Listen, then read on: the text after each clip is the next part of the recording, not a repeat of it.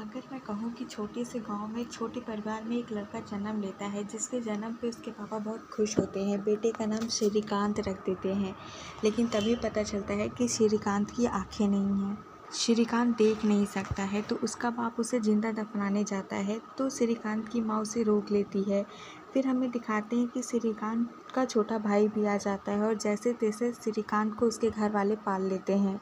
श्रीकांत अपने छोटे भाई के साथ स्कूल जाता था। श्रीकांत पढ़ने में बहुत तेज़ था तो वहाँ के नॉर्मल बच्चे भी नहीं पढ़ पाते थे, वो पढ़ लेता था। श्रीकांत के स्कूल के दोस्त उसे काफ़ी बुली करते थे कि तू भीख मांगेगा कहकर, और श्रीकांत लड़ाई कर लेता है। तभी गांव का एक आदमी बताता है कि एक स्कूल है जहाँ अंधे बच्चों को रखते हैं और वहाँ पे अपने जैसे लोगों के साथ अच्छे से रहेगा। श्रीकांत को वहाँ भेज देते हैं। वहाँ पर श्रीकांत को जीवन जीने का सही पाठ पढ़ाने वाली दीपिका मैम मिल जाती हैं, जहाँ उसे स्टिक देती हैं जिसके बिना किसी सहारे के वो चलना सीख लेता है।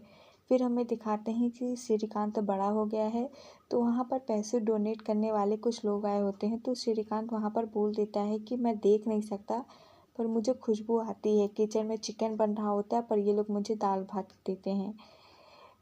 डोनेट का पैसा अपने ऊपर खर्चा कर लेते हैं, जिससे स्कूल वाले उसे धक्के मार के निकाल लेते हैं और स्टिक भी छीन लेते हैं। तो दीपिका मैम को फ़ोन करके बुलाता है, मैडम भी मैं भीख नहीं मांगना चाहता हूँ। तो दीपिका मैम उससे अपने घर ले जाती हैं और श्रीकांत की जिम्मेदारी वो ले लेती हैं।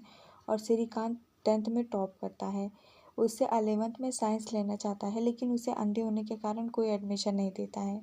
तो दीपिका मैम उसे आर्ट्स करवाने के लिए बोलती हैं तो श्रीकांत जिद पर आ जाता है कि नहीं, उसे साइंस ही लेनी है।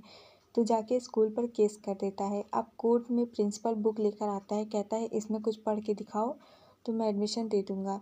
तो श्रीकांत चुप रहता है कुछ देर, फिर श्रीकांत अपनी बुक देता है कि आप इसमें पढ़ के दिखाइए, पर वो बुक खाली होती है। तो कहता है कि सर जैसे आप मेरी बुक नहीं पढ़ सकते हैं वैसे मैं आपकी, पर एक मौका देने में क्या हर्ज है। जैसे श्रीकांत का एडमिशन हो जाता है और खूब मन लगा कर पढ़ता है, जिससे 12th में उसको 98% मिलते हैं। और श्रीकांत जज से मिलने जाता है तो वहाँ उसे लीड इंडियन मूवमेंट के बारे में पता चलता है, जिसकी सीट फुल हो चुकी थी। पर श्रीकांत के कहने पर जज उसे भेज देता है, जहाँ पर APJ अब्दुल कलाम सर बच्चों से करियर के बारे में कि वो क्या बनना चाहते हैं ये पूछते रहते हैं। तो श्रीकांत अपनी बारी में काफ़ी क्लियर एंड कॉन्फिडेंट होता है, तो बोल देता है कि मैं भी प्रेसिडेंट बनना चाहता हूँ, ब्लाइंड प्रेसिडेंट, जिससे APJ अब्दुल कलाम सर काफ़ी इम्प्रेस हो जाते हैं। फिर श्रीकांत का क्रिकेटर बनने का सपना था, वो इंडियन टीम में भी सेलेक्ट हो जाता है और काफ़ी अच्छा खेलता है।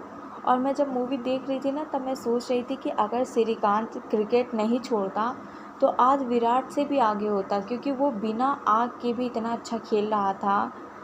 खैर मूवी में आगे बढ़ते हैं, जहाँ पर IIT के लिए इंडिया कॉलेज में एडमिशन नहीं मिलता है।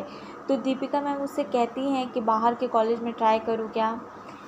तो बाहर के कॉलेज में उसका इंटरव्यू लेते हैं ऑनलाइन, जिससे उसका सिलेक्शन हो जाता है और वो US पहुंच जाता है। MIT में जाके श्रीकांत के बहुत वार्म वेलकम का होता है, काफ़ी दोस्त बन जाते हैं और US में जाके बेसबॉल टीम का भी मेंबर बन जाता है।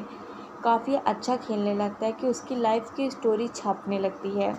श्रीकांत इंडिया में जो नहीं कर पाया था वो US में जाके सब कुछ किया है। तभी इंडिया में स्वाति नाम की लड़की श्रीकांत को काफ़ी वॉइस नोट भेजती थी। श्रीकांत की फ्रेंड बताते हैं कि दोनों एक दूसरे को वॉइस नोटिस भेजने लगते हैं और इन दोनों की लव स्टोरी शुरू हो जाती है। दोनों एक दूसरे को पसंद करने लगते हैं। स्वाति श्रीकांत से मिलने US भी आती है। जब जाने लगते हो तो कहती है कि क्या हुआ, तुम तो प्रेसिडेंट बनने वाले हो। तो श्रीकांत कहते हैं कि नहीं, यहाँ जैसे चल रहा है सब बहुत अच्छा चल रहा है, पर कहती है कि तुम आओ, तुम्हारे जैसे लोग को कोई प्रॉब्लम ना हो इंडिया में, US जैसा माहौल तुम ही दे सकते हो।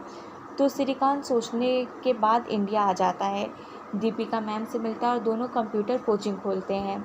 अपने जैसे लोग को कंप्यूटर सिखाता था, पर 6 महीने बाद लोग आना ही बंद कर दिए, क्योंकि अंधे लोगों को कोई नौकरी पे रखना ही नहीं चाहता था। फिर श्रीकांत कहता है कि जब मैं पढ़ा सकता हूँ तो मैं नौकरी भी दे सकता हूँ। तो वो रिसाइकल का बिज़नेस करने का सोचता है, पर कोई इन्वेस्ट करने को तैयार ही नहीं होता है।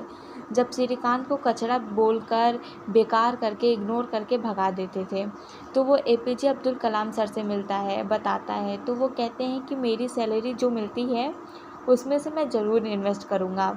इससे श्रीकांत को पहला इन्वेस्टमेंट मिल जाता है। फिर श्रीकांत रवि नाम के बिजनेसमैन से मिलता है। रवि भी काफ़ी हम्बल होता है, श्रीकांत से बहुत अच्छे से बात करता है, हाथ मिलाता है। श्रीकांत को भी अच्छा लगता है। रवि भी इन्वेस्ट करने को तैयार हो जाता है, काम करने के लिए फैक्ट्री भी देता है और काम शुरू हो जाता है। धीरे धीरे काम बढ़ने लगता है और बहुत अच्छा बिजनेस चलने लगता है। श्रीकांत भी अपने जैसे लोगों को नौकरी देने लगता था।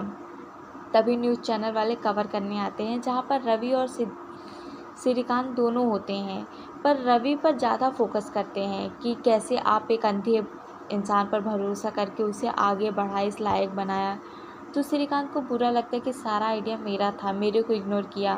तो वो गुस्से में अपने ब्रांड कंपनी के लिए दूसरी जगह प्रॉपर्टी ले लेता है, जिसका पैसे 6 महीने बाद देने का प्रॉमिस करता है और रवि को टोन मारने लगता है। और श्रीकांत का बिजनेस भी बहुत अच्छा चलने लगा था, तो उसमें थोड़ा सा घमंड आ जाता है। फिर स्वाति भी इंडिया से आ चुकी होती है, श्रीकांत के साथ रवि के यहाँ बैठी होती है, चाय कॉफ़ी पी रहे होते हैं। तो न्यूज़ में एक्सीलेंट बिजनेस का अवार्ड रिलायंस कंपनी को मिलता है। तो श्रीकांत कहता है कि मुझे भी ये चाहिए। तो रवि टोक देता है कि नहीं, जो चल रहा है चलने दो, इन सब की ज़रूरत नहीं है।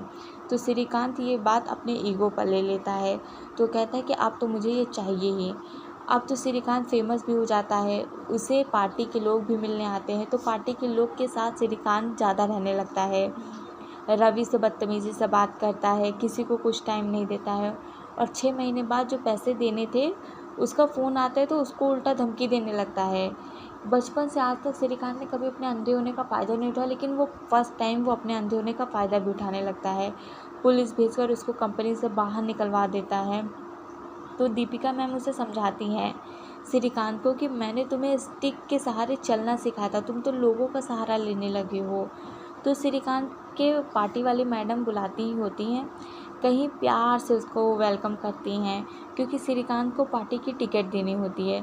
श्रीकांत पूछता है कि ये जो टिकट है वो मेरी काबिलियत के लिए दे रही हैं या मेरे अंधेपन की वजह से।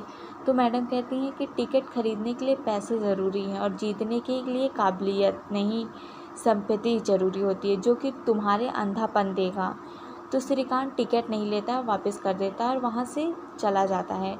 फिर वहाँ से जाके दीपिका मैम के पास काफ़ी रोता है, फिर रवि को भी सॉरी बोलता है। उधर जो प्रॉपर्टी का पैसा लिया होता है उधार, वो भी दे देता है। और फाइनल श्रीकांत और उसके आसपास के लोग की मेहनत की वजह से श्रीकांत ने जो सोचा था एक्सीलेंट बिजनेसमैन का अवार्ड श्रीकांत को मिल जाता है। कहते हैं ना कि इंसान जब सच्चे दिल से चाहता है तो उससे कायनात भी लग जाती है मिलाने में। तो वैसे श्रीकांत के लिए भी होता है। और फिर स्वाति से श्रीकांत की शादी भी हो जाती है। लेकिन एक बात तो है कि जो इंसान हम लोग के पास आँखें पैर सब हैं, इतना नहीं कर सकते, लेकिन श्रीकांत के पास आँखें ना होने के बावजूद उसने बहुत करके दिखाया है। और मूवी यहीं पे ख़त्म होती है। मुझे नहीं पता कि स्टोरी सुन के आप लोग को मोटिवेट हुए हो कि नहीं, पर मूवी ज़रूर देखिएगा। मूवी देखने पर 108% गारंटी देती हूँ कि मूवी बहुत अच्छी लगेगी और बहुत मोटिवेटेड फील करेंगे। Thank you.